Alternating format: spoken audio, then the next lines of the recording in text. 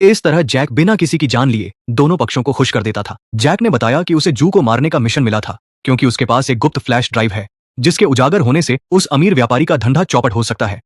उसने जू को समझाया कि देश छोड़ना होगा वरना खतरा है। पर जू बोली, हैरी की जान भी तो खतरे में है, उसे अकेला कैसे छोड़ूं? हैरी ने हताश होकर कहा, मैं तो वैसे भी जिंदगी से परेशान हूं, तुम चली जाओ। तब जैक के दिमाग में एक प्लान आया। तीनों को मिलकर मरने का नाटक करना होगा ताकि सभी यही मान लें कि वे खत्म हो गए और फिर नई जिंदगी शुरू हो सके। मगर यह नाटक इतना पक्का होना चाहिए कि किसी को जरा भी शक ना हो, वरना बाकी किलर पीछे पड़ जाएंगे। जाने से पहले जैक आखिरी बार लेना से मिला।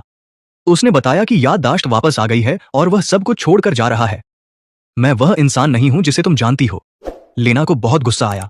बोली, मुझे तुम्हारी पुरानी जिंदगी से कोई मतलब नहीं, तुम जैसे हो मेरे लिए काफी हो। पर जैक चला गया।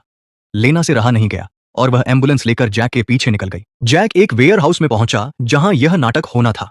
हैरी जू को लेकर आया। बिजनेसमैन और उसके गुंडे नजर रखे हुए थे। हैरी ने जू के सामने कहा कि उसने तो बस प्यार का नाटक किया था ताकि जू भरोसा करे। फिर उसने सबके सामने जू को मार दिया और फ्लैश ड्राइव बिजनेसमैन की तरफ उछाल दी। जैसे ही एक गुंडा उसे उठाने आगे बढ़ा, अचानक जैक बीच में आ गया। सब हैरान। जल्द ही उन्हें एहसास हुआ कि जैक भी उनका ही बुलाया हुआ एक दूसरा किलर है। असल में जू और हैरी को मारने के लिए कई किलरों को फोन किए गए थे और कुछ कॉल्स तो जैक के अलग अलग फर्जी नंबरों पर ही आए थे।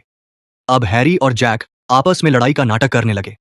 जबरदस्त अभिनय, बिल्कुल असली जैसा। दोनों एक जगह आकर खड़े हो गए।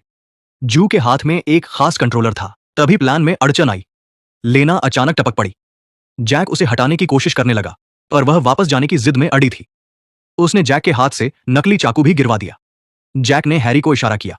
वह अपने पैर में बंधा नकली चाकू निकालकर उन पर फेंके। हैरी ने वैसा ही किया। जैक ने लेना को अपने पीछे खींच लिया ताकि चाकू उसे लगा हुआ दिखे। फिर जू ने एक बटन दबाया और एक बड़ा कंटेनर उन सब के ऊपर आ गिरा। गुंडे देखने आए कि मरे या नहीं। जैक लेना को किसी तरह चुप करवाने में लगा था। हैरी ने इशारे पर कंटेनर के नीचे से नकली खून बहा दिया। गुंडे जाल में फंस गए और मान लिया कि सब खत्म हो गए। जब गुंडे चले गए, सभी कंटेनर से बाहर निकले। जू और हैरी के सिर से खतरा टल चुका था। दोनों ने गले मिलकर अपने प्यार का इजहार किया। जैक लेना के पीछे एम्बुलेंस तक गया और बताया कि उसकी असली उम्र 45 साल है। लेना ने ज्यादा कुछ नहीं कहा और उसे टीवी सेट पर छोड़ दिया। शूटिंग के दौरान जैक अपनी लाइनें ऐसे बोल रहा था जैसे लेना से ही बातें कर रहा हो कि शायद मुझे चले जाना चाहिए पर मैं नहीं जा सकता क्योंकि अब प्यार हो गया है। उसने तय किया कि पुराना जैक अब खत्म, अब वह लेना के साथ रहेगा।